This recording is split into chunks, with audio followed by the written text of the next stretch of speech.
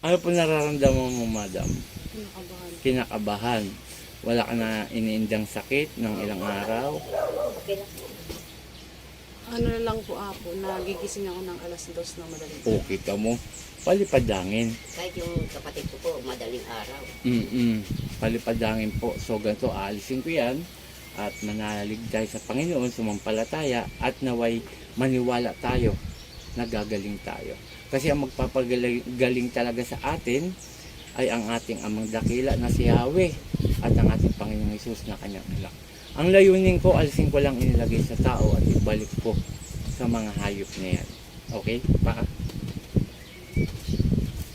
Ako hindi na po ako. So, Saglit lang ito, madam. Huwag ka nang kabahan. Nandito ako sa At, andyan si andito ako. Andyan si kuya. Magkakasama tayo apat ngayon dito. Yan na.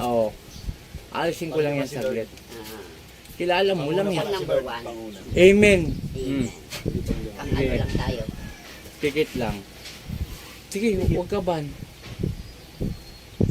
Sato, arepo, tenet operarotas, pistilar manarin. Jesus na nadamdayo. Sino man gumagambal sa babaeng ito, mag-usap tayo sa Espiritu ng Diyos. Diyos sa lahat, Diyos na kinakatakutan sa impyerno, ang sa Diyos sa Diyos. Kamarelo, sa bawat aleluya ba?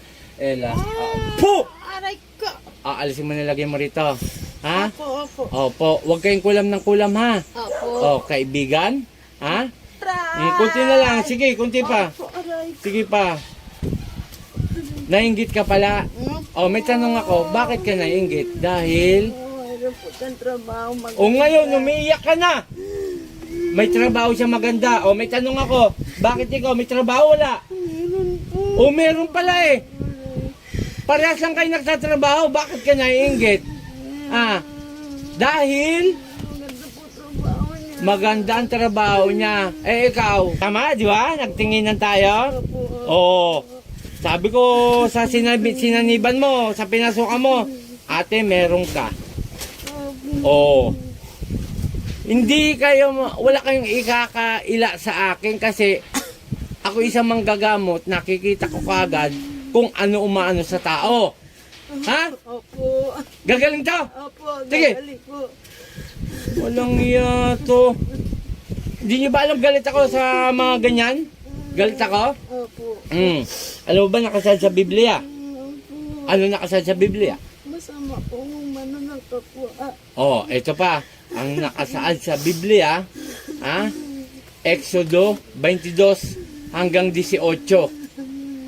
Ang patayin kayo, ang labanan kayo. Ha? Opo. Sige, tanggal. Kunti na lang. Pahinsya tayo. Ito po mga kapanalig, mahirap man tanggapin. Halos kapamilya po ang bumibira. Hindi ko na ano ang pangalan kasi malalaman naman po nila kung sino. Ang ano natin dito, gumaling ang tao na mapagaling po ng ating kataas-taasang Ama at ang ating Panginoong Hesus. At yung nga po ibabalik natin kung ano yung nilagay sa babaeng ito. Pasensyahan tayo ha. Ibabalik ko nilagay mo rito ha. Nagpapalipadangin ka related sa kulam. Kaya ka nagpalipadangin dahil sa inggit. Tama? Hindi pwedeng ganyan. Naku. Sige pa. Pasensyahan tayo ha. Ba't umiyak ka? Bakit? Masama po ang ginawa. Masama ang ginawa mo. May tanong ako, bakit hindi mo muna maraming pinag-isipan bago mo gawin yan? Bakit? Nainggit po ako. Dahil nainggit ka. Dahil talaga sa inggit, maraming gumagawa ng ano, no? Sir? Umaamin, no? Dahil sa inggit. Bigyan mo, kapamilya, nainggit, kinulam. Goy, saan mo nakuha ang karunungan yan? Saan? Kanino? Dito po alam. Huwag mo kong inaano. Sabi mo, dasal lang inaano mo. Iyak ka na naman eh. Nadasal lang po. May libro ka? Wala po. Ha? Wala po. May libro ka, huwag mo kong ano yun. Wala po. Meron. Huwag mo kong ano yun, sinungaling ka.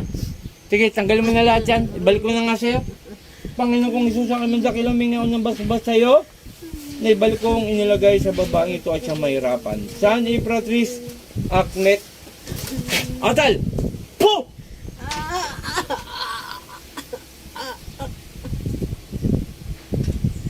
Pangalan? Mariana. Vincent.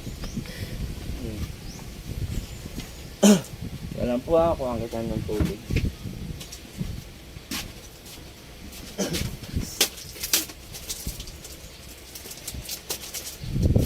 Pakimulong ang pangalan, pakimulong. Pinsan ko yung maano sa kanya. Okay siya sa lahat, isang babae ang inana ng palipadangin related sa kulam. Dahil lang daw po sa inggit, kinulam niya. Kasi nga raw po, mas maganda daw ang kanyang trabaho kaysa doon sa nangulam. Okay, hindi obra sa akin yung mga gantong gumagawa ng masama. At yung hanggat nabubuhay ako at binibigyan ng kakayahan na manggamot, gagawin ko ang mission ko. Okay, paki-share po please, paki-share, paki-follow, and paki-subscribe.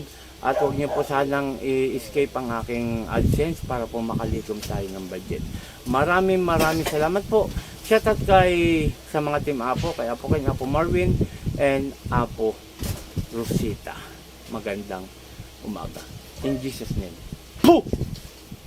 Salamat po Ama. Maraming salamat Panginoong Jesucristo.